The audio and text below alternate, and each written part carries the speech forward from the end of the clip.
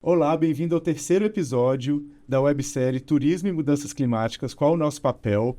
Uma iniciativa do Programa de Fomento ao Turismo Sustentável de Brumadinho, uma iniciativa da Vale, executada pelo Instituto Rede Terra. Nesse terceiro episódio, nós vamos falar sobre a importância do trabalho em rede e nós vamos ter depoimentos lá de Brumadinho, com depoimentos da Andréa Drummond, empresária local da Pousada Verde Folhas e atual presidente da Associação de Turismo de Brumadinho e Região, ATBR. E aqui no estúdio a gente continua com a contribuição da Jaqueline Gil, especialista e pesquisadora sobre as relações entre turismo e mudanças climáticas. Obrigado, Jaque, mais uma vez.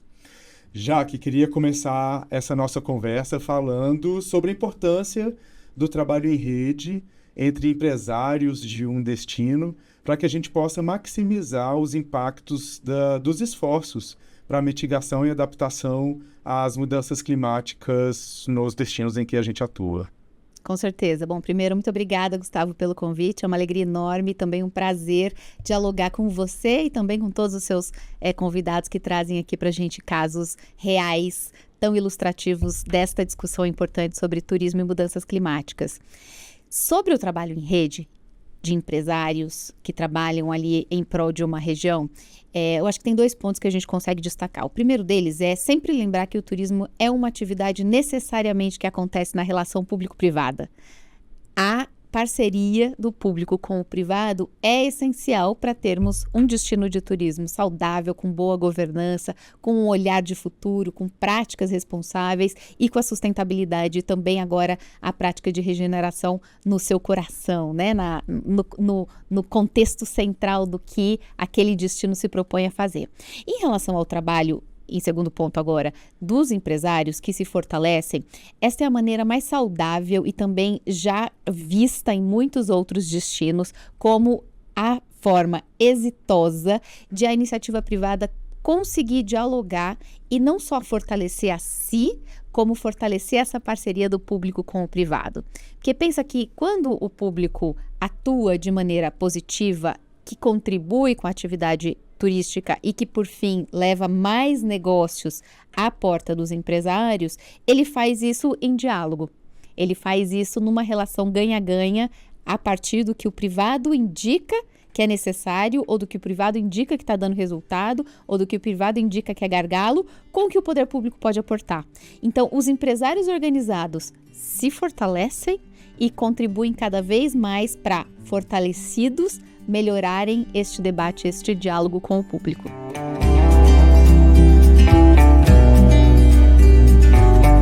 Eu sou aqui da Pousada Verde Folhas, a gente começou o negócio da pousada em 2004. A gente trabalhava só com esporte de natureza, arborismo, escalada, mas tinha demanda de hospedagem e Casablanca não tinha muita hospedagem. Brumadinho em si não tinha muita coisa de hospedagem, né?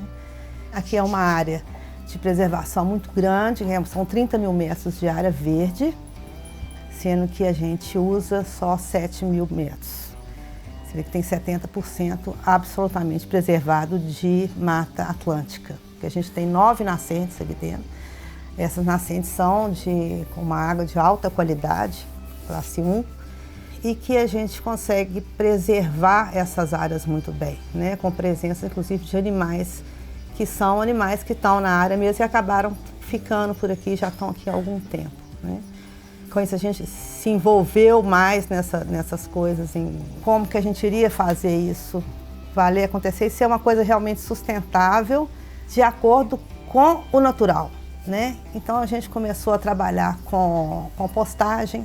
À medida que a gente foi construindo a pousada e fazendo os chalés, a gente foi fazendo as ETs, que são o que seguram o lugar, né? Então a gente tem a área de esgotamento totalmente preservada também, é uma área que consegue tratar todas as águas cinzas e águas negras e tudo, e que reverte para a própria natureza, né? E fica exuberante, na verdade, ela agradece muito, né?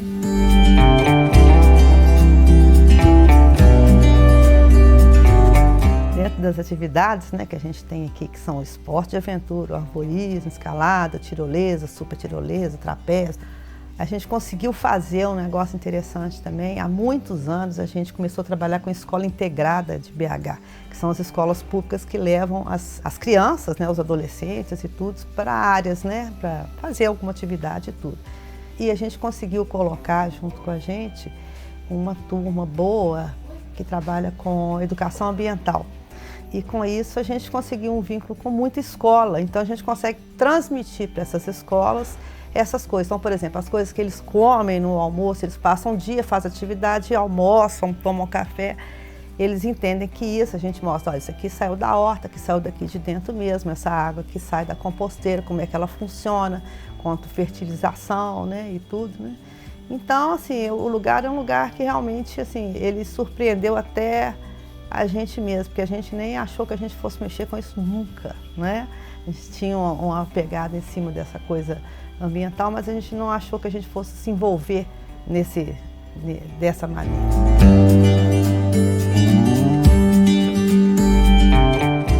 Queria perguntar para você especificamente qual é o papel do poder público nesse enfrentamento às mudanças climáticas em um destino turístico. Claro, é um papel de enorme responsabilidade, enorme responsabilidade. Então, acho que é importante sempre, né, quando a gente fala desse contexto do turismo e das mudanças climáticas, a gente entender que ninguém é impactado sozinho ou faz uma ação que resolva alguma coisa do coletivo também sozinho. A gente necessariamente está falando de um esforço que é uma somatória de iniciativas individualizadas. E quando a gente fala do papel do poder público, olha, o poder público ele tem, por natureza, construir políticas públicas que sejam positivas para aquela localidade e para aquele conjunto de stakeholders, ou aquele conjunto de empresas, aquele conjunto de pessoas, que inclusive são empresários e cidadãos, sempre ao mesmo tempo, para que juntos, numa visão quanto mais compartilhada, melhor, se caminhe com um rumo de futuro que aquele grupo de pessoas quer. Então, o poder público, com a sua capacidade de investimento público, de captação de novos recursos e também de decisão em relação a quais são os pontos que são prioritários desse investimento público e o que entra na agenda, porque o que a gente diz que o que entra na agenda necessariamente é uma prioridade e que precisa, portanto, ter um orçamento direcionado, senão não é nem prioridade nem agenda, né? Com efetividade prática. Então, quando este diálogo acontece e o poder público assume a responsabilidade de liderar a capacidade que ele tem de propor políticas públicas, executar políticas públicas, fiscalizar, mas principalmente investir no que lhe é peculiar, a gente consegue ter uma roda muito mais positiva, né?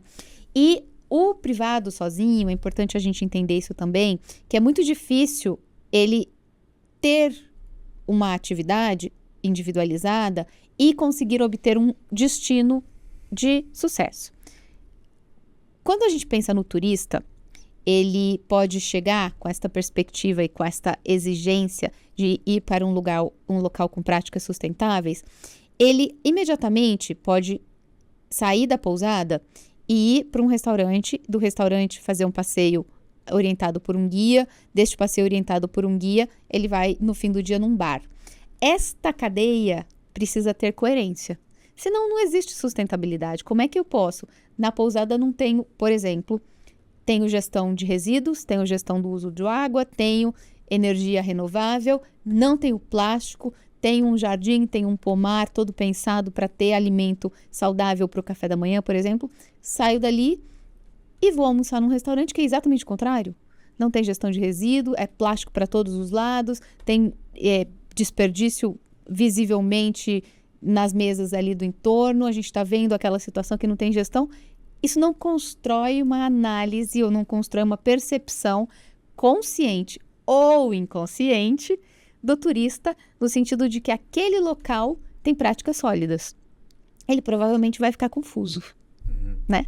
E ele pode ter isso com uma observação crítica, dependendo da origem e da experiência e da bagagem que ele traga consigo, ou inconsciente. Vai ter alguma coisa que vai incomodar ele provavelmente não vai saber o que é, mas a historinha não vai fechar, né?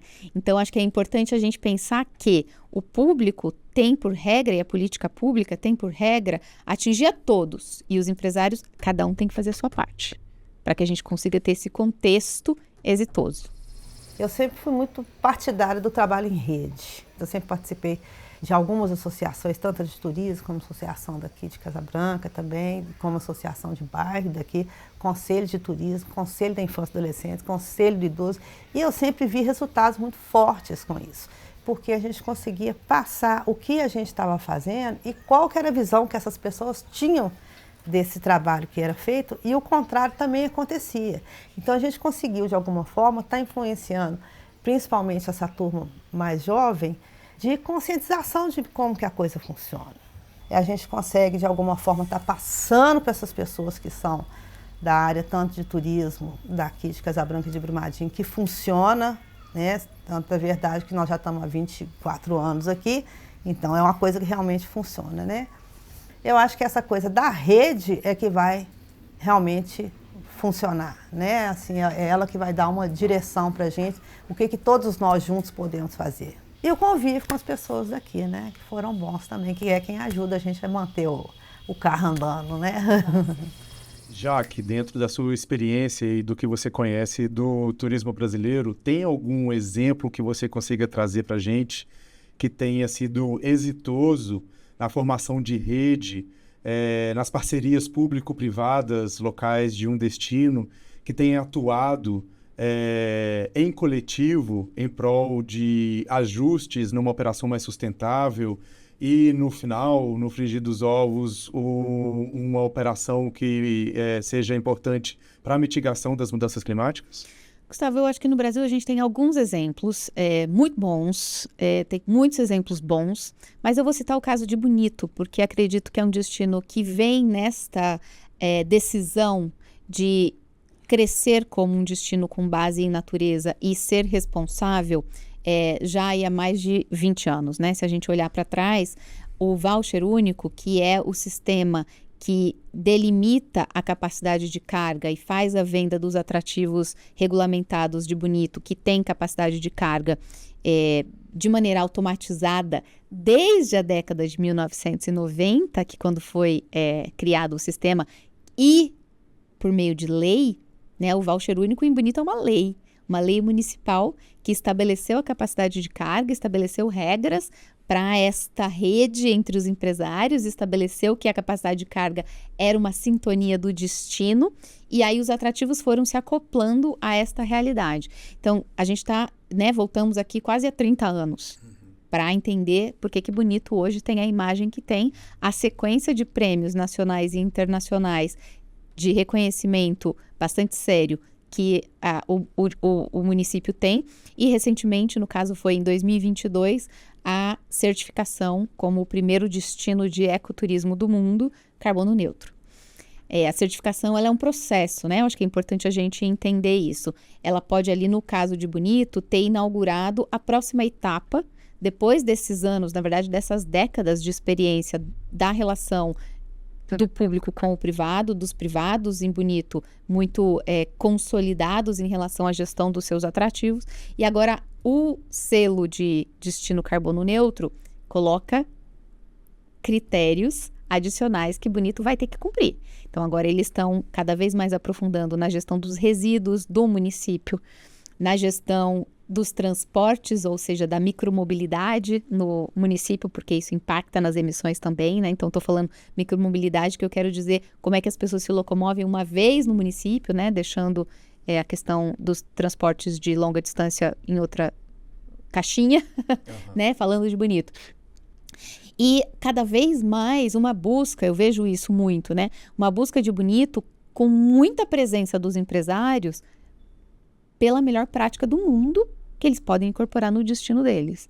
Então, é uma conexão com o que de fato pode ter de melhor, que faz o conjunto da obra manter Bonito num status de destino com sustentabilidade apurada há tantas décadas. Ou seja, ainda assim, além um fundamental impacto de ser carbono neutro ainda faz sentido do ponto de vista comercial. Muito. Né? Muito. Ser uma referência de ser um destino carbono neutro. Muito. Eu acho que esse ponto que você traz, Gustavo, é uma discussão muito interessante.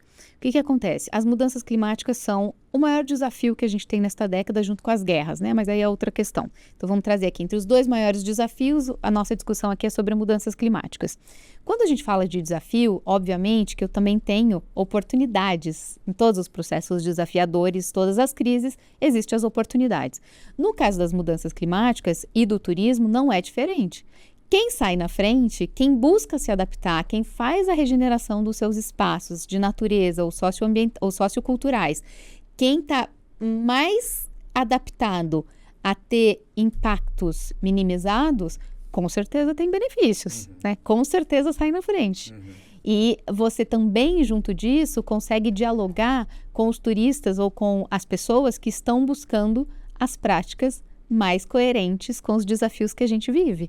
Então, quanto mais se adaptam e contam essa história, né, e certificam essa história, porque isso é um selo que dá também credibilidade ao trabalho que está sendo feito, quanto mais eu dialogo com o turista que busca isso também, que, portanto, é o turista que vai mais valorizar aquela localidade que respeita a natureza e respeita as pessoas. Então, é uma roda que gira no sentido positivo para todo mundo. Falando de certificação, é um processo que ele é longo, ele tem uma série de etapas e critérios que você precisa cumprir para poder ter e manter essa certificação.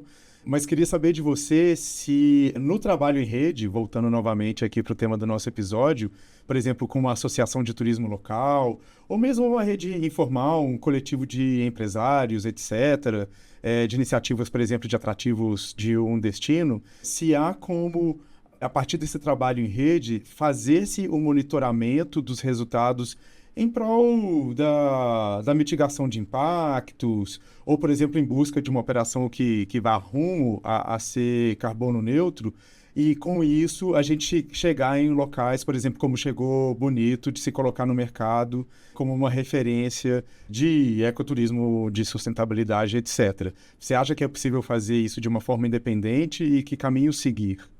De uma forma independente, que você diz, é um grupo, uma associação, né? Um grupo de empresários que tem valores e princípios e objetivos similares que convergem no entorno de uma pauta que todo mundo quer buscar a seu favor. Isso, sem que necessariamente eu tenha que ir atrás de um processo de certificação, de uma certificadora, que muitas vezes é custoso, é desafiador para um pequeno destino turístico.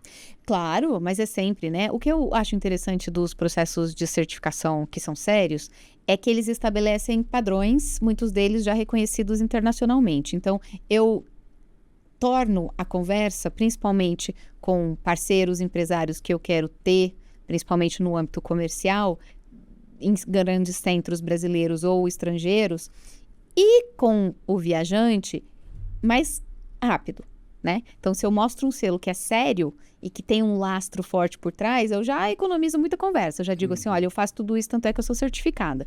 Então, isso é muito bom do ponto de vista comercial, se aquele selo, obviamente, é sério e reconhecido. No entanto, como você mencionou, é um processo que precisa de decisão, e depois de ação, e depois de investimento, e depois de mais investimento, e depois de manutenção deste selo. Mas eu posso implementar ações independente do selo. Basta saber, né, se é para cá que a gente está querendo caminhar e como é que eu trago as melhores práticas para esse grupo de empresários. Qual vai ser a metodologia, qual vai ser o contexto, qual vai ser a lógica que a gente vai implementar para um grupo coerente e complementar de prestadores de serviços em turismo em um determinado destino. Quanto à gestão particular, né, empresarial, eu acho ela um pouco mais difícil, para falar a verdade, porque são várias pessoas pensando no seu negócio próprio. O que eu vou fazer para ser sustentável? Mas ninguém pensa que, se não for no geral, não vai acontecer. Com relação a meios de hospedagem, por exemplo, eu acho que deveria ser um exemplo, sabe, de como que as coisas têm que se suceder, né? Você imagina, a pessoa sai da casa dela, ela vem para a sua casa, no caso. Mas quando ela chega na hospedagem, que ela vê que existe um outro meio de viver, que você não depende das outras coisas, senão de você mesmo, na maioria das vezes, né? De repente, a gente conseguisse ampliar esse olhar das pessoas para esse outro lado, porque a gente vai ficar sem nada se a gente não cuidar, né? Então, acho que tudo vem do cuidado. Eu acho que tudo tem que passar pelo cuidado, tanto da gente como das pessoas que estão ao redor da gente, que fazem uma diferença muito grande, e da terra mesmo, né? De onde a gente vive, de onde a gente consegue ter a sustentabilidade dentro da medida que a gente se propõe.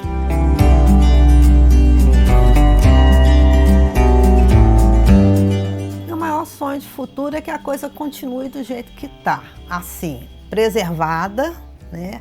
Com água de verdade, né? Que a gente possa estar usando os recursos naturais de uma maneira mais consciente, realmente, né? E que a gente tenha mais, parceria com as pessoas, né? Que a gente tenha mais amigos, que a gente tenha mais companheiros de vida, né? Que os filhos, a gente vê que cidade interior, os filhos crescem tudo junto, aí vem os netos, crescem tudo junto, aí vai virando aquela familhona, aquele negócio, né? Então, meu sonho é essa coisa simplista, né? Assim, eu não quero nada excepcional, né? Eu só quero que as coisas se mantenham corretas, que as pessoas fiquem corretas na posição delas de vida, né? Que a gente consiga ter mais sustento com aquilo que a gente faz, né?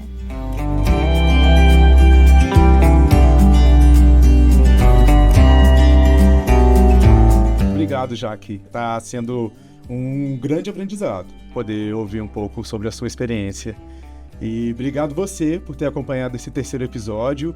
Continue na próxima semana, no nosso quarto episódio, nós vamos tratar da importância do consumo local para a minimização dos impactos de mudanças climáticas em um destino turístico.